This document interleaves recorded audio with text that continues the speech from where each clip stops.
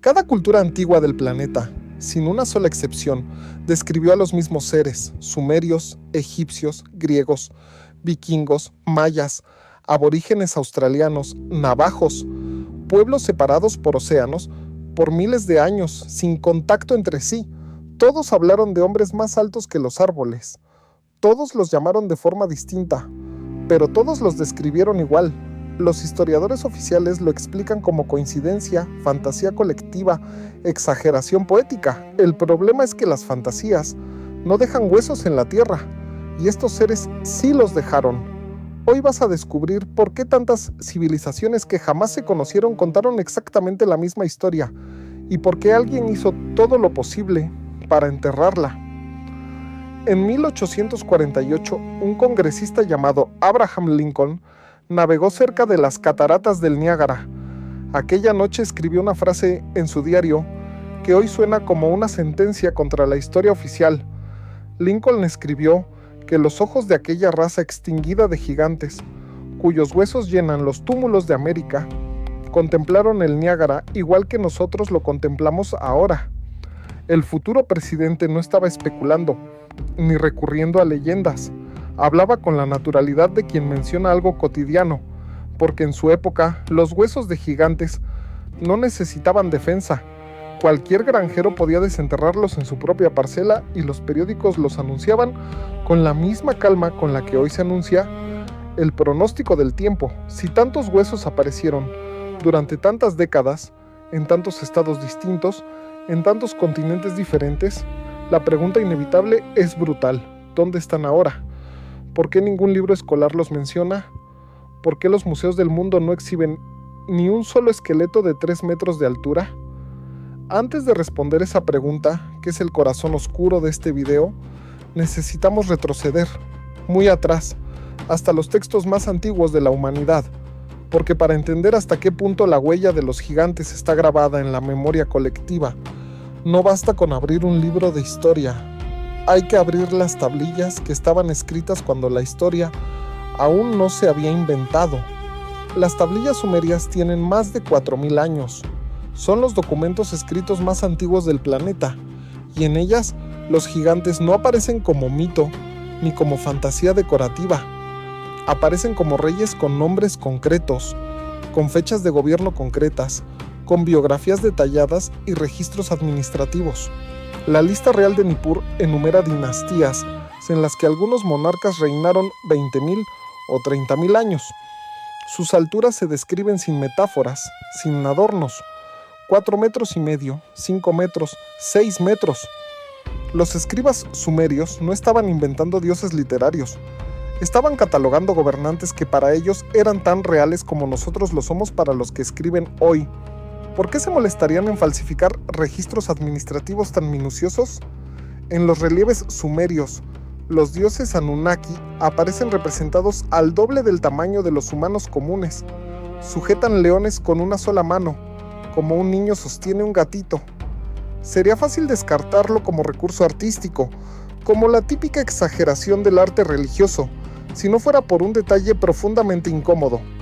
Las mismas proporciones, los mismos gestos, las mismas escenas aparecen en bajorrelieves egipcios, en templos hindúes, en pinturas rupestres de aborígenes australianos.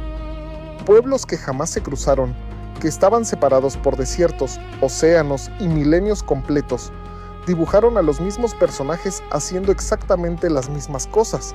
¿Casualidad? Existen demasiadas casualidades como para seguir llamándolas así, sin sentir cierta vergüenza intelectual.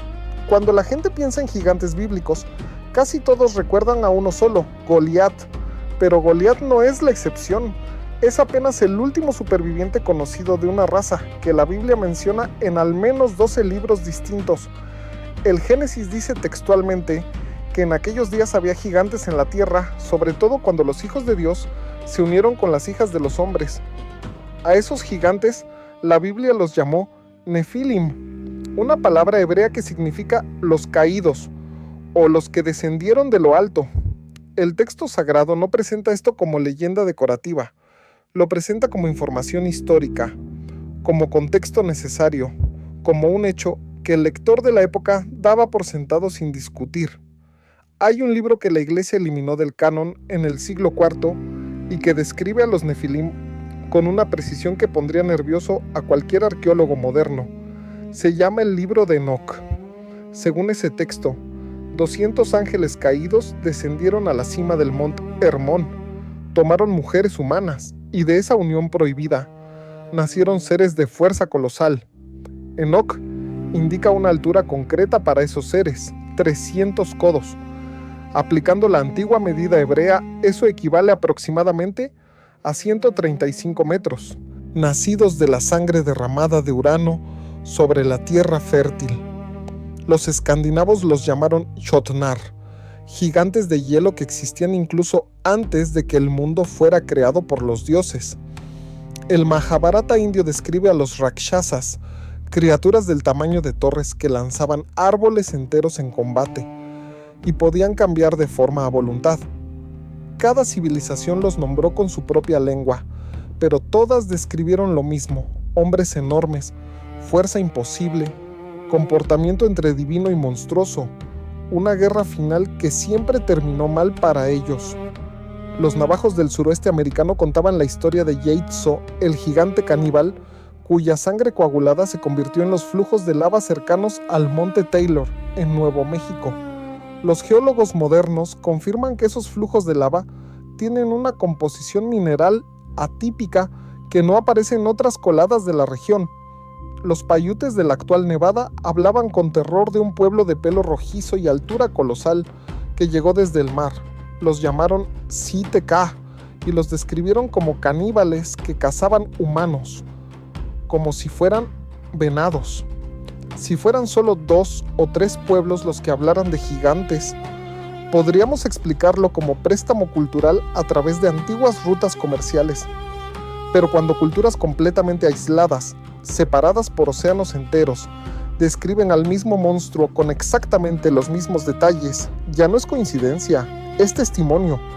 Si todas esas civilizaciones aisladas, sin ningún contacto entre sí, describieron exactamente a los mismos seres con los mismos detalles, el problema deja de ser literario y se convierte en un problema físico. Porque los mitos no dejan rastro material, pero los seres reales sí lo dejan. Y la pregunta más incómoda que puedes hacerte ahora mismo es la siguiente: si todo fuera coincidencia, ¿por qué los huesos aparecen exactamente donde las leyendas dijeron que estarían? ¿Por qué cada vez que un granjero cavó un túmulo en Ohio, encontró lo mismo que un minero encontraba en una cueva remota de Nevada? Lo que vas a escuchar a continuación no salió de un foro de internet, salió de archivos universitarios, de periódicos del siglo XIX y de testimonios oficiales. En 1911, un grupo de mineros extraía guano de murciélago en una cueva remota llamada Lovelock, en el estado de Nevada. Llevaban semanas excavando capas de polvo milenario, cuando sus picos golpearon algo que no tenía explicación lógica. Bajo el suelo apareció un cementerio antiguo, perfectamente sellado, con cuerpos que no encajaban en ningún catálogo antropológico conocido. Los esqueletos tenían proporciones imposibles para un humano normal: tibias demasiado largas, mandíbulas enormes, cráneos alargados de manera anómala, y sobre algunas calaveras, todavía conservados intactos tras milenios de oscuridad, aparecieron mechones de pelo rojizo, ásperos, gruesos, demasiado bien preservados como para ser confundidos con ningún error de identificación. Los mineros sabían que habían descubierto algo que no debían haber encontrado. La tribu de los paiutes, que vivía en aquella región desde hacía siglos antes de la llegada de los mineros blancos, no se sorprendió en absoluto cuando vio aquellos huesos. Para ellos, esa cueva tenía un nombre, una historia y una leyenda que los abuelos repetían junto al fuego desde tiempos inmemoriales. Los ancianos paiutes contaban que los Sitekaj eran caníbales pelirrojos de estatura colosal, que llegaron desde el mar en barcos hechos de juncos. Aquellos seres cazaban humanos como si fueran animales, secuestraban niños durante la noche y devoraban carne humana en festines rituales que duraban días enteros. La guerra entre los paiutes y los Sitekaj duró generaciones completas, y aquella cueva era la tumba del último ejército enemigo. Según el relato paiute, transmitido oralmente durante siglos antes de que ningún arqueólogo escribiera una sola palabra, las tribus aliadas finalmente acorralaron a los últimos gigantes pelirrojos en aquella misma cueva. No pudieron entrar a luchar contra ellos cuerpo a cuerpo, porque la entrada era demasiado estrecha y los gigantes los habrían destrozado uno por uno. Entonces decidieron cerrarles toda salida posible apilando troncos y maleza en la boca de la cueva y prendieron fuego hasta convertir la entrada en una pared infranqueable de llamas. Los Siteka murieron asfixiados, atrapados en la oscuridad por el humo que habían encendido sus propios cazadores. Lo que los mineros encontraron en 1911 fue exactamente eso, víctimas de un asedio milenario. ¿Es coincidencia que una tribu sin escritura, sin contacto con la civilización europea, sin acceso a ningún archivo arqueológico, describiera durante siglos exactamente el escenario que un grupo de mineros encontraría por casualidad en 1911? El arqueólogo Llewellyn Laud, de la Universidad de California, realizó excavaciones formales en aquella cueva al año siguiente. La cifra suena absurda, imposible, pero incluso reduciéndola 10 veces, hablamos de seres de 13 metros de altura. Y lo más perturbador no es esa cifra desorbitada. Lo más perturbador es por qué eliminaron ese libro del canon. Los teólogos durante siglos repitieron que el libro de Enoc fue excluido porque era una falsificación tardía, un texto apócrifo poco fiable. Esa explicación cómoda se derrumbó en 1947, cuando aparecieron los manuscritos del Mar Muerto en las cuevas de Qumran. Entre aquellos rollos antiquísimos, fragmentos del libro de Enoc estaban allí, mucho más antiguos que la versión que la iglesia había rechazado, es decir, no era falso, era auténtico y muy antiguo. Entonces, ¿por qué lo borraron de la historia oficial? La respuesta es incómoda, porque su contenido no encajaba en la nueva doctrina, donde el ser humano debía aparecer como única criatura inteligente sobre la tierra. Escribe en los comentarios de qué país eres, y si en tu cultura existen leyendas locales sobre gigantes. Los griegos los llamaron titanes y gigantes, y curiosamente usaron dos palabras distintas para dos tipos distintos de seres colosales. Los titanes eran la generación anciana, sabia, poderosa, casi divina. Los gigantes eran sus hijos salvajes, con élites enterradas con honores, y con un sistema de poder que abarcaba un continente entero antes de que llegaran los europeos. Y ahora viene la pregunta que define todo lo que vendrá a continuación en este video. ¿Cómo es posible que se hayan encontrado cientos, posiblemente miles de estos esqueletos durante más de 100 años, en decenas de estados distintos, documentados en periódicos serios, en archivos universitarios, en informes del gobierno federal, y hoy no exista ni un solo ejemplar accesible para examen científico independiente? ¿Dónde están? ¿Quién los guarda? ¿Quién decidió que el mundo no debía verlos jamás? Porque desaparecer un esqueleto es relativamente fácil, pero desaparecer cientos sistemáticamente durante un siglo entero requiere algo más que descuido, requiere intención deliberada y requiere a alguien con poder suficiente para coordinar ese silencio a través de instituciones, estados y generaciones enteras. Antes de revelarte el nombre de ese alguien, escribe en los comentarios qué crees tú. ¿Esos huesos están guardados deliberadamente en sótanos secretos? En una cantera situada junto al templo, descansa otro bloque sin terminar, llamado la Piedra del Sur, que pesa aproximadamente 1.200 toneladas. Más cerca todavía, en 2014, el Instituto Arqueológico Alemán descubrió un tercer bloque, bautizado como la Piedra de la Mujer Embarazada, con un peso estimado de 1.650 toneladas. Esa es oficialmente la piedra trabajada por manos humanas más pesada que se ha encontrado jamás sobre la faz de la Tierra. Los cálculos de ingeniería moderna demuestran que para mover un bloque de 1.200 toneladas por terreno plano, harían falta unas 40.000 personas tirando de cuerdas simultáneamente. El problema brutal es que físicamente no caben 40.000 personas alrededor de esa piedra. La misma incongruencia matemática aparece en Sacsayhuamán, la fortaleza cusqueña sobre la antigua ciudad inca. Allí los muros están formados por bloques poligonales de hasta 120 toneladas, ensamblados con una precisión tal que entre dos piedras adyacentes no se desliza ni la hoja de un cuchillo de cocina. Las escaleras de Sacsayhuamán tienen escalones de medio metro de altura, profundamente incómodos para un humano normal, pero perfectamente proporcionados para un ser de 3 o 4 metros. En los templos megalíticos de Malta, los dinteles de las puertas superan ampliamente la altura necesaria para cualquier visitante humano de la época, y en el Serapeum de Saqqara, en Egipto, dentro de túneles tan estrechos que apenas pasan 2 personas, descansan 25 sarcófagos de granito de 70 toneladas cada uno.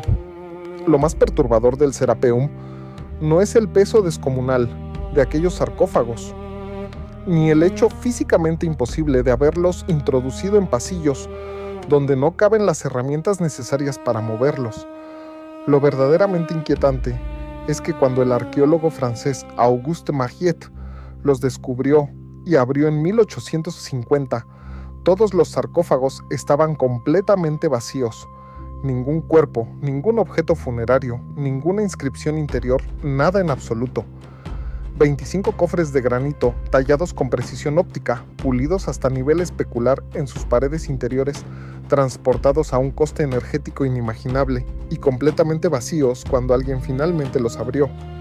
¿Para quién fueron construidos exactamente? ¿Qué se suponía que iba a yacer dentro de cada uno? Las preguntas siguen abiertas hasta hoy mismo. Y aquí entra la parte más absurda de toda esta historia, la parte donde la ciencia oficial se contradice a sí misma de manera vergonzosa y pública. Porque la misma comunidad académica, que rechaza categóricamente la existencia de humanos gigantes, ha aceptado sin ningún problema la existencia de primates gigantes. En 1935, el paleontólogo alemán Gustav von Königswald compró en un mercado de Hong Kong un diente enorme que los comerciantes locales llamaban diente de dragón. Aquel diente pertenecía a una especie hasta entonces desconocida. ¿Fueron destruidos sin dejar rastro? ¿O existe alguna otra explicación que aún no se nos ha ocurrido a ninguno? Tu opinión importa, porque lo que voy a contarte a continuación va a cambiar por completo cómo miras la institución arqueológica más poderosa del planeta. Ese alguien que coordinó el silencio durante más de un siglo tiene nombre y apellido, tiene biografía documentada, tiene cargo oficial registrado y tiene un motivo político que la mayoría de los libros de historia jamás ha querido contar de manera honesta.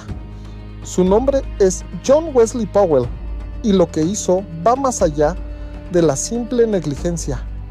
John Wesley Powell, director de la Oficina Americana de Etnología del Instituto Smithsonian, estableció en las últimas décadas del siglo XIX una doctrina arqueológica que parecía científica, pero que en realidad era profundamente política. Powell insistía en que la evolución humana había sido estrictamente lineal, que no había habido saltos, ni razas perdidas, ni civilizaciones avanzadas anteriores a los indígenas conocidos.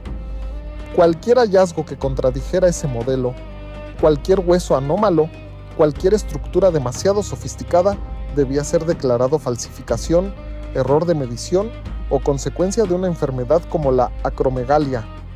Powell tenía un cargo institucional poderoso, tenía influencia académica, tenía acceso a los medios principales de la época y los usó todos para enterrar definitivamente lo que no encajaba en su modelo personal de la historia americana. La pregunta lógica que cualquier persona razonable se haría es ¿por qué un hombre dedicado a la ciencia haría algo semejante? La respuesta está en el contexto histórico. Estados Unidos vivía en aquel momento su expansión hacia el oeste, su llamado destino manifiesto, su apropiación masiva de territorios habitados por pueblos originarios. El gobierno necesitaba con urgencia un relato oficial que justificara aquella apropiación, y ese relato exigía pintar el continente como una tierra primitiva, salvaje, vacía de civilizaciones desarrolladas anteriores. Reconocer que una civilización antigua, de gigantes, había construido las complejas redes comerciales del Valle del Ohio, destruía por completo la base ideológica de toda la conquista. Los huesos no podían existir oficialmente, porque su existencia haría tambalear los cimientos morales sobre los que se sostenía la nación entera.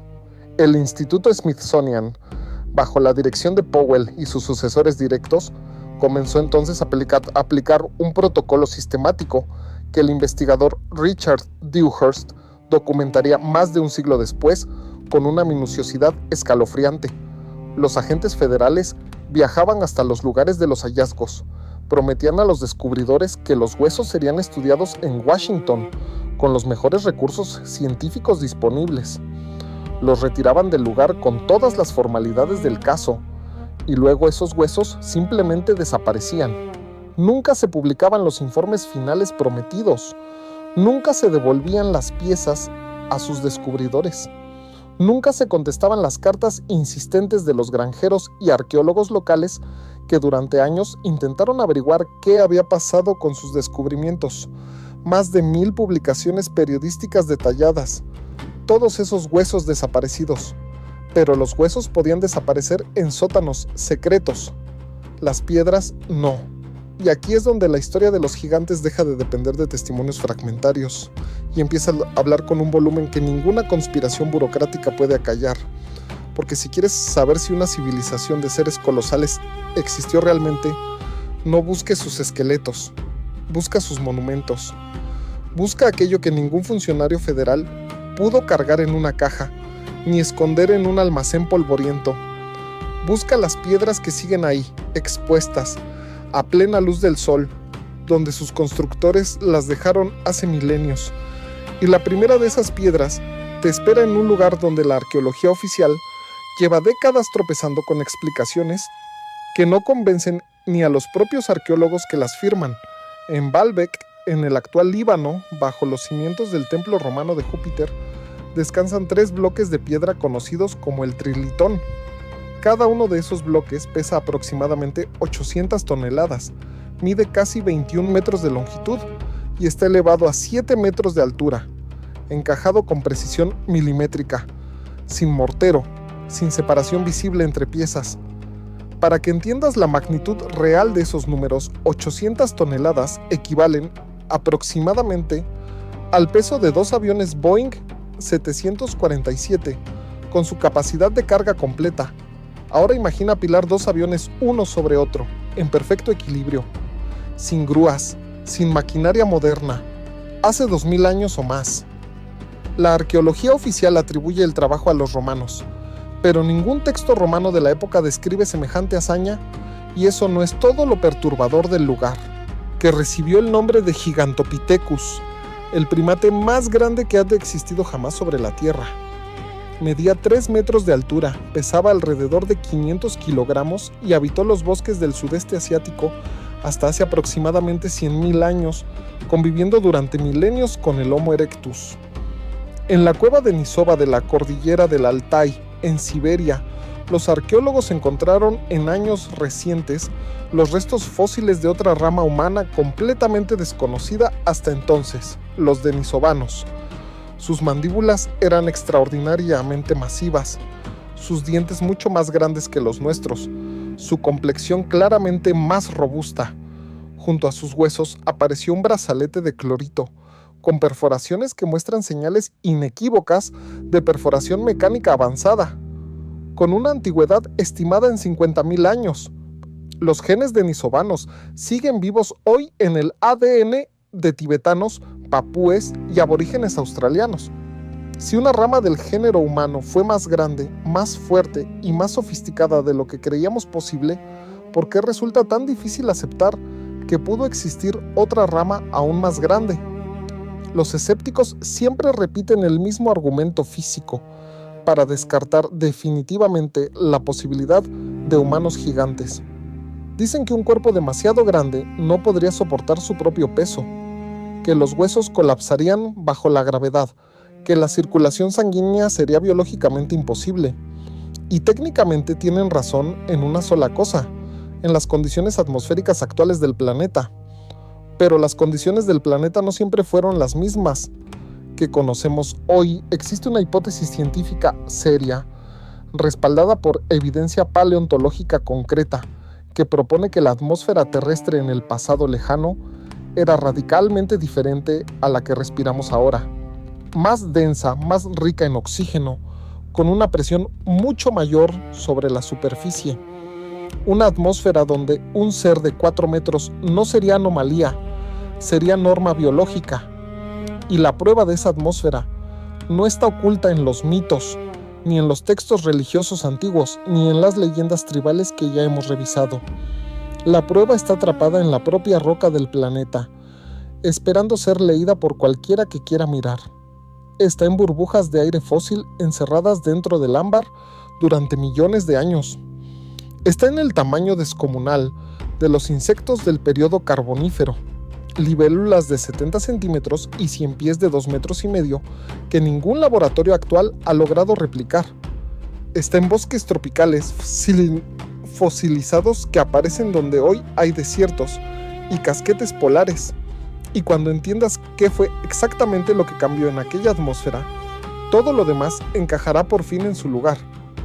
La hipótesis científica que mejor explica la existencia documentada de gigantes propone que la atmósfera terrestre antigua contenía aproximadamente un 35% de oxígeno, frente al 21% que respiramos actualmente.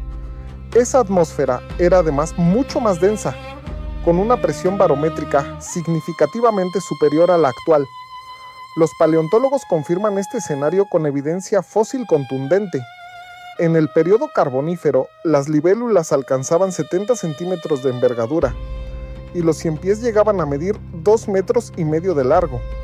Los insectos respiran a través de pequeños conductos llamados tráqueas, y con la baja presión actual, el oxígeno simplemente no consigue llegar hasta los tejidos profundos de cuerpos demasiado grandes. Por eso los insectos gigantes son físicamente imposibles hoy. Algunos investigadores proponen una explicación aún más radical para entender aquella atmósfera perdida. Hablan de la existencia de un domo de vapor de agua suspendido en las capas superiores de la atmósfera antigua, una especie de cúpula gaseosa invisible que envolvía el planeta entero. Aquel domo habría generado un efecto invernadero global natural, manteniendo un clima cálido y tropical desde el Ecuador hasta los polos. Esta hipótesis explicaría por qué los geólogos siguen encontrando bosques tropicales fosilizados de decenas de millones de años de antigüedad bajo el hielo permanente de la Antártida, donde hoy ningún árbol podría sobrevivir ni siquiera un solo día. Aquella cúpula no era decorativa, era el escudo biológico vivo del planeta. El domo de vapor también funcionaba como un filtro biológico extraordinariamente eficaz, bloqueando la radiación cósmica más dañina que hoy bombardea constantemente la superficie terrestre sin filtros naturales. Eso significa que el ADN de los seres vivos podía funcionar durante siglos enteros, sin acumular los errores mutacionales que ahora nos limitan biológicamente. Aquí es donde los textos antiguos, desde la Biblia hasta los Vedas indios y los registros sumerios, dejan de parecer fantasía religiosa y empiezan a sonar como descripciones precisas de un planeta que ya no existe. Hombres que vivían 900 años no eran metáfora poética, ni exageración mítica. Eran organismos biológicos protegidos por una atmósfera radicalmente distinta. Si todavía no te has suscrito a este canal, este es exactamente el momento perfecto para hacerlo. Pero todo cambió en un instante geológico. Algún tipo de cataclismo planetario, posiblemente el impacto de un asteroide masivo, posiblemente una serie de erupciones volcánicas globales encadenadas, posiblemente un desplazamiento abrupto de los polos magnéticos terrestres rompió aquel equilibrio frágil.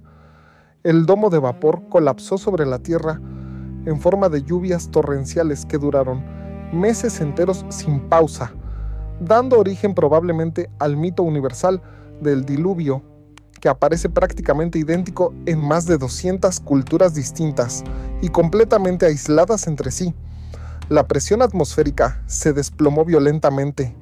El oxígeno cayó hasta los niveles que respiramos actualmente. Y para los gigantes, aquel cambio brutal no fue una incomodidad climática menor, fue una sentencia de muerte biológica ejecutada en cámara lenta. La razón exacta por la que la nueva atmósfera asesinó silenciosamente a los gigantes está descrita por una ley física implacable conocida como la ley del cuadrado cubo. Cuando la altura de un organismo se triplica, su masa corporal aumenta 27 veces, pero la superficie transversal de sus huesos solo aumenta 9 veces. Sin el soporte de una atmósfera densa y rica en oxígeno, los esqueletos de los seres colosales comenzaron a fracturarse bajo su propio peso. Sus pulmones gigantescos no conseguían oxigenar la sangre con aire enrarecido. Quienes sobrevivieron al cataclismo inmediato quedaron condenados a una degradación generacional inevitable, encogiéndose en estatura, acortando su esperanza de vida, debilitándose en cada nuevo nacimiento. Los gigantes no desaparecieron de golpe, fueron muriendo lentamente, y eso explica con escalofriante exactitud lo que la Biblia describe inmediatamente después del diluvio. La esperanza de vida de los patriarcas se desploma de manera vertiginosa, generación tras generación. Noé vivió 950 años completos.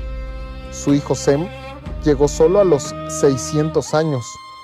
Su nieto Arfaxad ya solo alcanzó los 438 años. Abraham, varias generaciones después, murió con apenas 175 años, y desde aquel descenso brutal, el techo biológico máximo de nuestra especie ha quedado fijado alrededor de los 80 años. La Biblia no estaba inventando cifras fantásticas para impresionar a sus lectores antiguos. La Biblia estaba documentando, con precisión casi clínica, el colapso fisiológico progresivo de una raza extinguida. Y sin embargo, los gigantes no se han marchado del todo de nuestra biología más profunda. Nuestro propio cuerpo todavía guarda su recuerdo grabado a fuego en lo más primitivo del cerebro reptiliano. Los neurocientíficos llaman a ese fenómeno el efecto del valle inquietante. Sentimos un terror irracional, completamente automático e incontrolable, frente a figuras humanoides de tamaño anómalo, maniquíes, marionetas grandes, robots demasiado realistas, muñecos gigantes. Ese miedo no es cultural ni aprendido en la infancia. Es genético, heredado, profundamente arcaico. Antes de que llegues a la parte final de este video, suscríbete al canal pulsando el botón rojo, porque lo que viene a continuación es la pieza que hace encajar absolutamente todo el rompecabezas que hemos construido juntos. Todo miedo instintivo en nuestra especie corresponde siempre a un depredador real que cazó a nuestros antepasados durante miles de años seguidos. Tememos a las serpientes porque mataron a nuestros ancestros. Tememos a la oscuridad cerrada porque en ella se ocultaban los grandes felinos prehistóricos. Entonces, ¿qué clase de depredador real está detrás del terror universal hacia figuras humanoides gigantes y desproporcionadas? Ese miedo solo pudo formarse en un escenario muy específico y profundamente perturbador.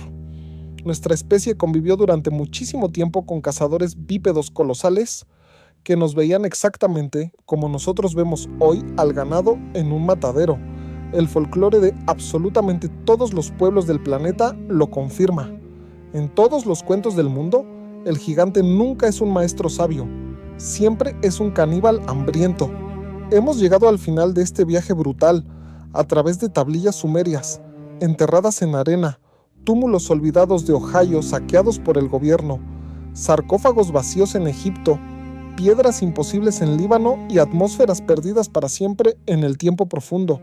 Y ahora puedes mirar la pregunta inicial de este video con ojos completamente diferentes a los que tenías al empezar. Si sus huesos aparecieron por cientos durante un siglo entero, si sus construcciones siguen ahí desafiando descaradamente nuestras leyes físicas modernas, si todos los textos sagrados del planeta los describen con detalles coincidentes hasta lo inquietante, documentó sandalias de tamaño anómalo, cestas de tejido desproporcionadamente grande y artefactos rituales que no encajaban en ningún patrón conocido. Parte de esas piezas todavía se exhiben hoy en el Museo Estatal de Nevada en Carson City, pero los esqueletos, aquellos huesos imposibles que confirmaban la leyenda Paiute punto por punto, se dispersaron extrañamente entre colecciones privadas y sótanos universitarios. ¿Dónde están exactamente ahora mismo? Y Lovelock no fue la excepción. Fue apenas un caso más dentro de una rutina informativa que llenaba los periódicos del siglo XIX con una frecuencia que hoy resulta inexplicable. En 1883, el periódico St. Paul Daily Globe publicó la noticia de un esqueleto de más de 2,5 metros, encontrado en un túmulo de Minnesota. La nota no causó conmoción especial entre los lectores, porque ya estaban acostumbrados a este tipo de hallazgos cotidianos. Los archivos de los historiadores de condado del Valle del Ohio describen literalmente cientos de excavaciones de túmulos, y el patrón se repite con una monotonía perturbadora. Cráneos masivos con doble hilera de dientes, fémures de longitud anómala, adornos de cobre demasiado pequeños para una mano adulta normal. Detente un momento en ese detalle, porque es uno de los más perturbadores de toda esta historia. La poliodoncia, es decir, tener dientes extras, sí existe en humanos modernos, pero se trata casi siempre de 1 o 2 dientes adicionales como máximo, nunca de una hilera completa duplicada. Una doble hilera de dientes completa, perfectamente alineada, funcional para masticación intensiva. No se ha registrado jamás en la odontología moderna ni una sola vez en la historia. Y sin embargo, los informes de túmulos del Valle del Ohio mencionan este rasgo en decenas de cráneos diferentes, encontrados a kilómetros de distancia unos de otros. Eso no es una patología individual aislada, eso es un rasgo biológico de una especie distinta a la nuestra. En los registros oficiales del condado de Morgan, en Ohio, se documentó un esqueleto de 2 metros con 54 centímetros, con mandíbulas que el propio investigador calificó como pertenecientes a una especie diferente del Homo sapiens. Junto a los cuerpos aparecieron tejidos de fibra compleja, miles de perlas de agua dulce y armaduras completas de cobre martillado. El cobre necesario para esas armaduras provenía de minas situadas a más de 1500 kilómetros, cerca de los Grandes Lagos. Eso significa que aquellos seres no eran tribus aisladas viviendo de la caza y la pesca. Eran parte de una red comercial sofisticada, con jerarquía social. Entonces lo que hemos perdido no es un simple capítulo borrado de algún libro de texto escolar olvidable. Hemos perdido algo infinitamente más grave. Hemos perdido la comprensión completa de que la humanidad es capaz de existir en formas físicas, biológicas y mentales que ya ni siquiera podemos imaginar correctamente.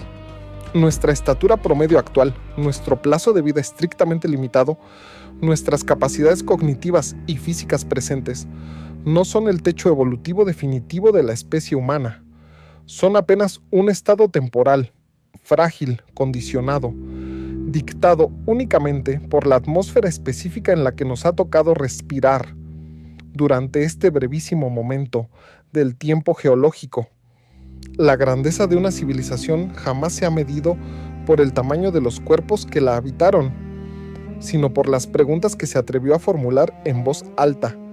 Y si las condiciones del medio cambian otra vez, nadie podrá predecir en qué nos convertiremos.